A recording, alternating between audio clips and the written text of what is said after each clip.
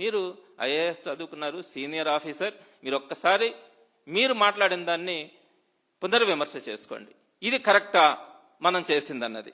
ఇకపోతే రెండో పాయింట్కి వచ్చేటప్పటికి, వెరిఫికేషన్కి మేము సర్టిఫికేట్స్ వెరిఫికేషన్ కోసం పిలిచేటప్పుడు ఒక వ్యక్తి 2 లేదా 3 పోస్టులకు గనక అప్లై చేస్తుంటే, ఆ 2-3 పోస్టులకు గనక అతనికి గనక సెలెక్ట్ అయ్యుండుంటే మేము ఆ వ్యక్తికి 3 పోస్టులకో 4 పోస్టులకో కాల్ లెటర్స్ పంపించినాము.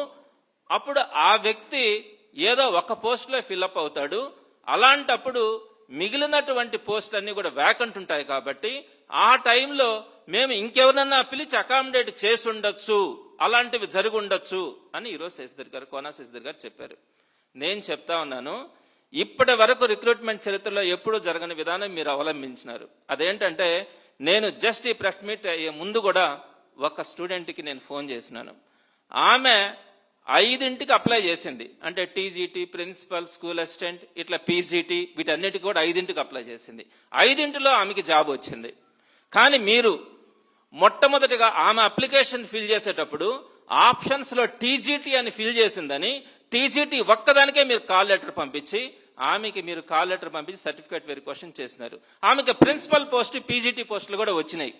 కానీ టీజీటీ కంటే అవి హయ్యర్ పోస్టులు అయినప్పటికి కూడా, వాటిలో సెలెక్ట్ అయినప్పటికి కూడా మొట్టమొదటిగా అప్లికేషన్స్ లో ఏదైతే ఫిల్ చేసినారో మేము ఆ మొట్టమొదటి దానికే కాల్ లెటర్ పంపిస్తామని చెప్పి ఆ కాల్ లెటర్ వారి ఒక్కరికి మాత్రమే పంపించి వారికి మాత్రమే పోస్టులు ఇచ్చినారు. వారందరూ కూడా నేను దీనికి సెలెక్ట్ అయినప్పుడు, దీంట్లో నాకు ర్యాంక్ వచ్చినప్పుడు, ఇది రాసుకునే అవకాశం నాకు వచ్చినప్పుడు, మీరు నాకు వచ్చిన తర్వాత మీరు ఎందుకు ఇవ్వరని చెప్పి ఈరోజు వారందరూ కూడా కోర్టును ఆశ్రయించినారు. మీరు ఒక్కసారి వెరిఫై చేసుకోండి. మీకుందున్నటువంటి స్టాఫ్ తో మీరు చెప్పింది అబద్ధమా నిజమానని ఒకసారి మీరు వెరిఫై చేసుకోండి. మీరు గనక ఏ స్టూడెంట్ అయినా 3, 4, 5 సబ్జెక్టులకు గనక 5ంటికి గనక రాసుండుంటే, 5 డిపార్ట్మెంట్స్కి రాసుండుంటే, ఇంట్లో డిఫరెంట్ ఉంటాయి, సోషల్ వెల్ఫేర్, ట్రైబల్ వెల్ఫేర్, ఇవన్నీ కూడా ఉంటాయి. వాటిల్లో 4 లేదా 5ంటికి రాసుండుంటే, వాటిల్లో మెజారిటీ 3, 4, 5ంటికి కూడా పోస్టులు వచ్చిండుంటే, మీరు వాటన్నిటికీ కూడా కాల్ లెటర్స్ పంపించి వారందరినీ కూడా రమ్మని చెప్పి, వారు ఏ పోస్ట్ అయితే ఫిల్ చేసుకున్నారో మిగిలిన వాటన్నింటినీ కూడా మేము వేరే వాళ్ళని పిలిచి అకామిడేట్ చేస్తున్నామని చెప్పి నా మాట పచ్చి అబద్ధం. మీరు ఒకసారి వెరిఫై చేసుకోండి. మీరు వారు ఎన్నింటికి ఎలిజిబుల్ సెలెక్ట్ అయి ఉన్నా కూడా మీరు ఒక్కదానికి మాత్రమే పిలిపించి 1:1లో వారితో సర్టిఫికేట్స్ వెరిఫికేషన్ చేయడమైంది. ఇది రెండో అబద్ధం. నెక్స్ట్, ఇకపోతే మూడో విషయంకి వచ్చేటప్పటికి, ప్రధానంగా సెలక్షన్ లిస్టు లేకుండా కాల్ లెటర్స్ పంపించినారు అన్నది మేము మొట్టమొదటి నుంచి కూడా మాట్లాడుతున్నాం. ఇది సరైనటువంటి సంప్రదాయం కాదు. ఇప్పుడు దాకా ఎప్పుడు కూడా అలాంటి సిస్టమ్ జరగలేదని చెప్తా ఉన్నాం. మీరు సెలక్షన్ లిస్టు అనౌన్స్ చేయలేదు అన్నది వాస్తవమా కాదా మీరు చెప్పగలగాల. కానీ మీరు 2వ తారీఖున కాల్ లెటర్స్ వచ్చి తీసుకున్న వాళ్ళు వచ్చి సర్టిఫికేట్స్ వెరిఫికేషన్ చేసుకున్న తర్వాత మీరు 15వ తారీఖున సెలక్షన్ లిస్టుని విడుదల చేశారు. సెలక్షన్ లిస్ట్ అంటే ముందు రావాలా. కానీ ఆ తర్వాత మీరు ప్రాసెస్ అంతా చేసేసిన తర్వాత, కొంతమందిని తీసేసి కొంతమందిని అడిషన్ చేసి రకరకాలుగా మీరు మిక్స్ చేసిన తర్వాత, ప్రాసెస్ అయిపోయిన తర్వాత 15వ తారీఖున మీరు సెలక్షన్ లిస్ట్ ఇచ్చారు. దీన్ని సెలక్షన్ లిస్ట్ అనకూడదు, దాన్ని సెలెక్టెడ్ లిస్ట్ అనాల్సి వస్తుంది. మరి మీరు సెలక్షన్ లిస్ట్ వేయకుండా ఎందుకు రిక్రూట్మెంట్ చేసినారు? వారందరికీ కూడా ఎందుకు ఇండివిజువల్ గా అపాయింట్మెంట్ లెటర్, కాల్ లెటర్స్ పంపించి సర్టిఫికేట్స్ వెరిఫికేషన్ కోసం రమ్మన్నారు అన్నది మీరు ఆన్సర్ చేయాల్సినటువంటి పరిస్థితి ఉంటుంది. దానికి ఆన్సర్ చేసినటువంటి పరిస్థితిలే.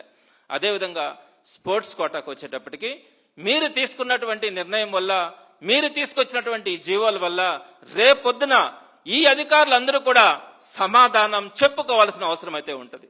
ఎందుకంటున్నానంటే, మీరు గ్రూప్ 1 పోస్టులు ఇచ్చుకోండి, ఏ సర్టిఫికేట్ లేకపోయినా కూడా ఇచ్చుకోవచ్చు, లేదా సివిల్స్ కూడా ఇచ్చుకోవచ్చు, ఏదైనా ఇచ్చుకోవచ్చు పోస్టులు.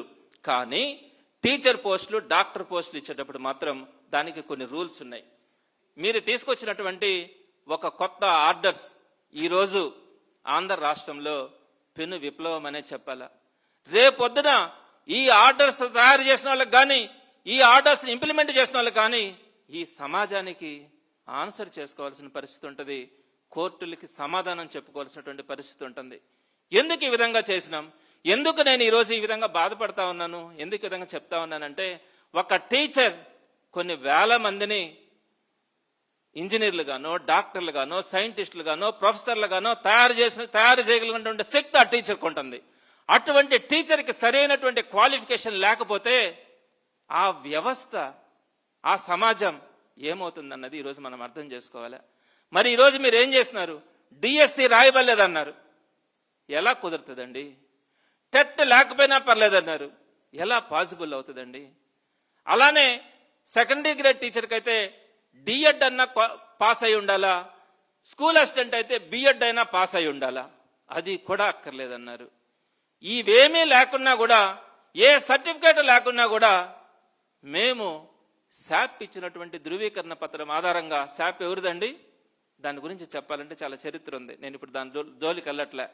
శాప్ ఇచ్చినటువంటి ధృవీకరణ ఆధారంగా నేను టీచర్ ఉద్యోగాలు ఇస్తాను, మీరు వెళ్ళి పిల్లకాయలకు చదువులు చెప్పుకోవచ్చు, మీకు ఏం వచ్చినా రాకున్నా పిల్లకాయలకు చదువులు చెప్పుకోవచ్చు అని చెప్పినటువంటి పరిస్థితి. ఒకవేళ మీకు ఇంకా ఆలోచించాలంటే, ఒకవేళ ఈ స్పోర్ట్స్ కోటాలో ఏ చదువు లేకపోయినా కూడా మీరు కనీసం ఫిజికల్ ఎడ్యుకేషన్ టీచర్గా ఇచ్చినారన్నా కూడా అర్థం చేసుకోదగిందే. అలా కాకుండా మీరు ఎస్జిటీలు, స్కూల్ అసిస్టెంట్లు, అదేవిధంగా టీజీటీలు, పీజీటీలుగా మీరు ఇస్తామంటే ఏ విధంగా పాసిబుల్ అవుతుంది? ఈ సమాజానికి ఏం మీ సమాధానం చెప్పగలుగుతారు? ఒకసారి ఆలోచించాలా. ఈరోజు మీరు అటువంటి పరిస్థితిని తీసుకొని వచ్చినారు.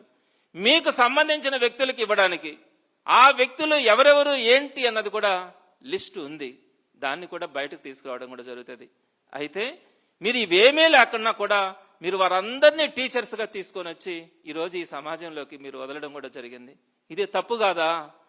డిఎస్సి లేకుండా, టెట్ లేకుండా, కనీసం డిఎడ్ కానీ బిఎడ్ కానీ చదవకుండా, క్వాలిఫికేషన్స్ లేకుండా మీరు టీచర్స్గా మీరు ఈ సమాజానికి పంపించినారంటే మీరు తప్పు చేసినట్టు కాదా? సుప్రీంకోర్టు గైడ్ లైన్స్ని కానీ, ఎన్సిటిఈ నామ్స్ని కానీ, విద్యా హక్కు చట్టాలను కానీ మీరు ఉల్లంఘించలేదా? దీనికి మనం సమాధానం చెప్పాల్సిన అవసరం లేదా? మీరు ఒక్కసారి ఆలోచించుకోవాలా.